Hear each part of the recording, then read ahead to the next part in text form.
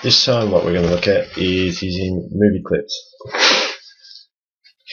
Now, movie clips are a way of creating an animation that loops and continues to play inside another animation. So by its natural nature, Flash automatically loops if you don't insert actions into the animation. So in this case, I'm going to start with just tracing an object. So I'm going to import a picture. So to do this, I go File, Import, and Import to the stage. If I import to the library, it automatically just puts the picture into the library. Importing to the stage brings it straight into the center of the screen.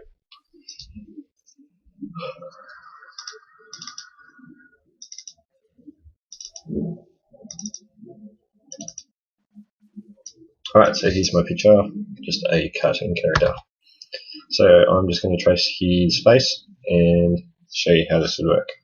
So first thing, to do a tracing, I'm going to lock this back layer and just call this a sketch. Now, if I'm tracing a character, you've got to think about what do you want to animate. If you wanted to move the whole character, you can trace the whole thing at once and on one layer. If you want to be able to animate individual features, i.e. making the eyes blink, you might want to animate them on different layers so that you have more control and you'll save them as different graphics. So to create a character like this, to do the head, I might use a shape, or I can use the pen tool. So I'm going to change it to a color that's really obvious, and I'm going to turn off the fill for the time being. Now I can also make the stroke a bit thicker. I'll make it 3, and then I'm going to zoom in by pressing Ctrl+, so I can see up nice and close. So just for his head, this is going to be a real rough. So with the pen tool, to do a straight line, I just click once and then click in the second location and let go. If I want to bend the line, when I click for the second time, I click and hold down and drag. It allows me to bend the line. I can then go back, and to stop the angles from hurting each other when I go to do the next one, see how it doesn't want to bend to the shape. What I need to do is click on this anchor point in the center, which ends the curve. This should now let me do the curve that I want on the next one. So I'm going to do a couple of curves there just to get around the edge of his face.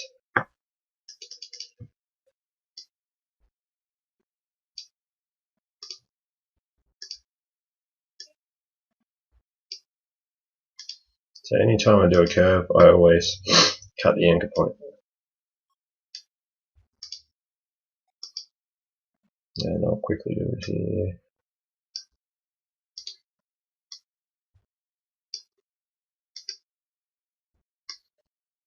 Now, while it may look like my shape is joined here, it currently isn't. So to make sure a shape is joined, I have to finish it back on an anchor point. You can see when I hover over this white anchor point, a little circle appears next to the pen tool. This means it's going to close the shape. I should now be able to go back with the paint bucket tool, which is found on the toolbar here, and paint the face. So I'm just going to pick a white skin color.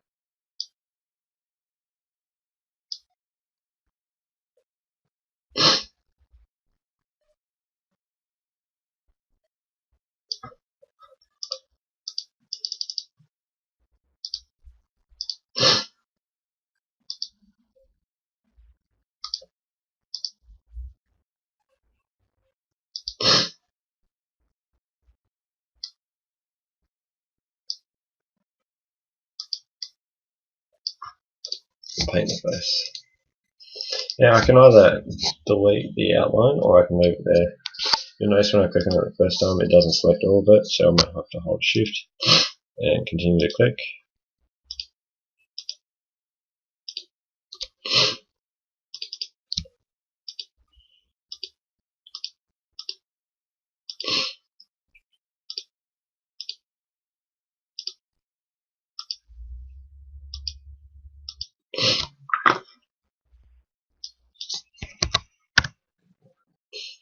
Alright, so that's the outline of his face. So, call this layer face. I'm going to select that part of his face and turn it into a graphic.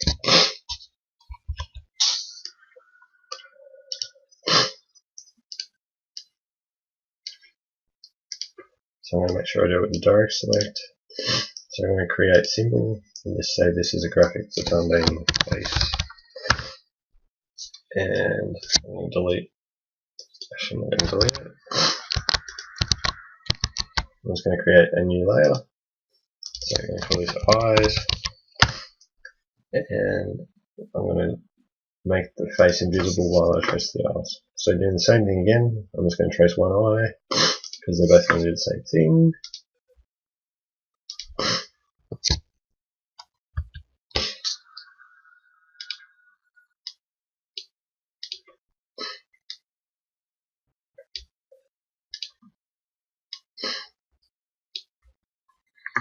And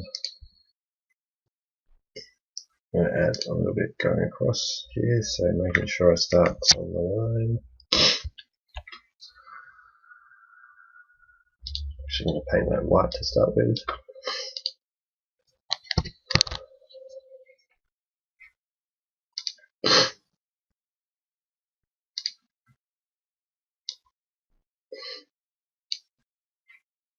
Get my paint bucket, paint it white.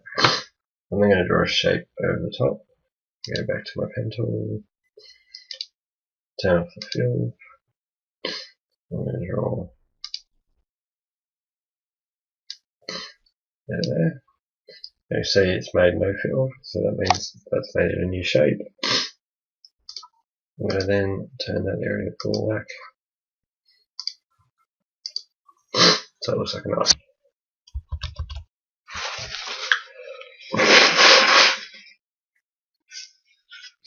Alright, next step, I'm going to select the eye and convert that into a symbol. I'm going to call this eye. Alright, the rest of the mouth, the face, I'm just going to do on a separate layer again. So make this one invisible. I'm going to lock these two layers and create a new one. Call this other features. I'm just going to trace the nose and the mouth just in black, making sure I have no fill this time.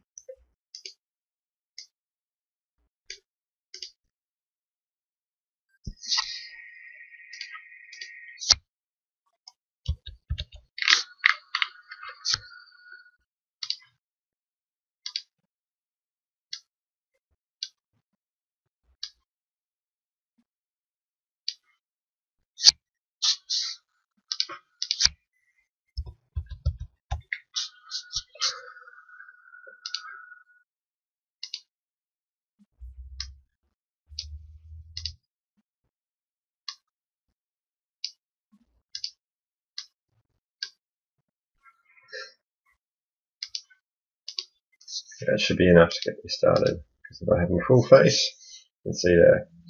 So what I'm going to do now is start to use movie clips. So I'm going to delete the sketch layer just because I don't need it anymore. And I'm going to turn this into different things. So what I'm going to do first is select the eye. So I've got one eye there. Now I'm going to create a motion tween. Actually, where it says graphic, I'm going to turn it into a movie clip. And I'm going to pull another one onto the screen. I've got two eyes. Now they don't quite look natural, but that's okay. So make sure they're both movie clips. Yeah. What I'm going to do for the rest of the face is select everything.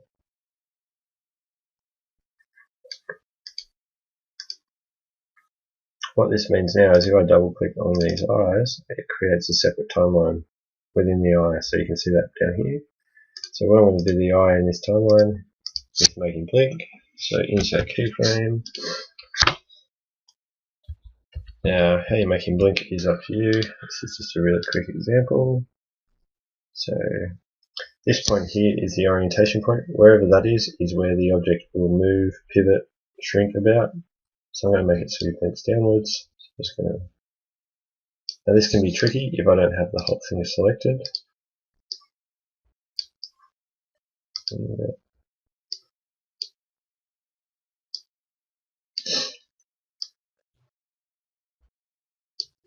Alright, then I'm going to do the next frame, so F6 again.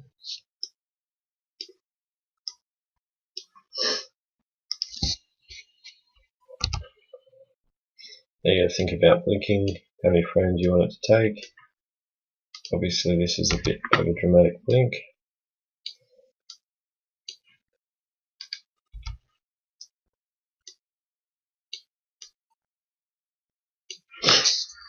Now, if I wanted to make it look like it's going in reverse, all I have to do is copy the frames back. So if I click on the frame before the one where it's blinking, click on 5, copy frames, and then click in the next frame, go paste frame, and it'll be copy 4, paste 4, copy 3, paste 3, and copy 2 and paste 2. Now I don't have to paste the last frame because when it loops it'll automatically go back to this. I'm now going to go back to the main timeline,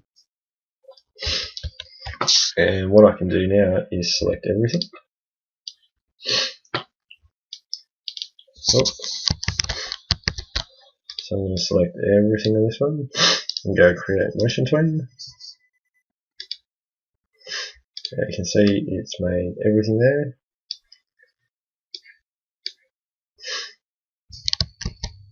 So before I create that motion tween, what I'm going to do is convert them all into a symbol, make it a movie clip. I'm going to call this head. Now I lost a couple of these features there, but that's okay. What I can now do is animate this object.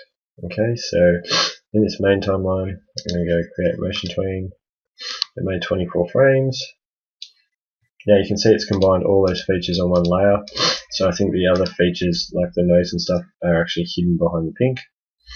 I can now, on this main timeline, start to move the head. So I'm just going to make it move across the screen. Imagine here it's walking on top of the body. So that's going to take 45 frames. Now if I just play this in this timeline, nothing's happening to the eyes. But if I press Ctrl Enter, you can see the eyes are blinking inside this other timeline. So that is how a movie clip works.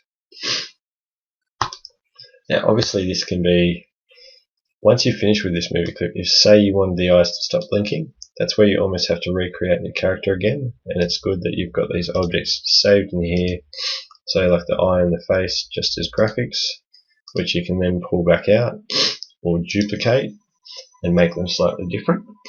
That way it won't continue blinking. So to show you how I do that, I'll go insert a blank keyframe, so therefore it doesn't copy any of the stuff in the frame before. I'm going to turn on my onion skin so I can see where the face finished. And I'm going to pull out the head.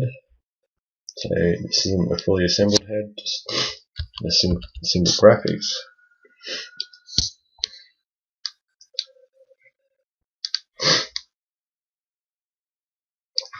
I'm going to pull out the eyes.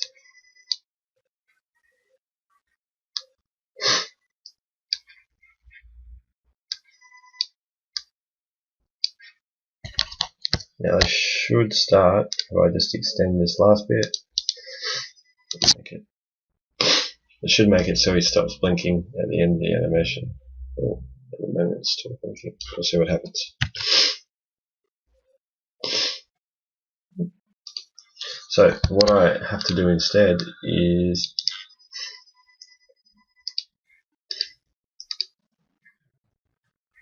with this, duplicate the symbol, give it a new name, so eye non-blinking.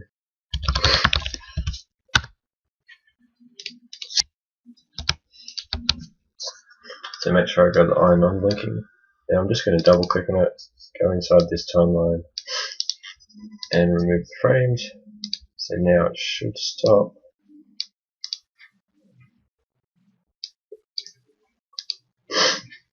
should stop blinking in this frame.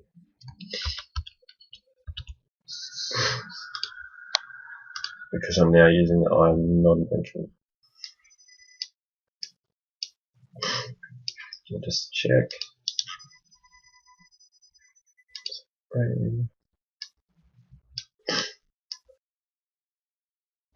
So I'll check. It should still blink at the start, and then it'll stop blinking at the end. So you can see why saving them as a graphic at the start and duplicating them beforehand allows me to rebuild the face without having the motion clip or the movie clip continue to play. This takes a while to get used to, but make sure you save everything as a graphic to begin with, and it makes your life a lot easier.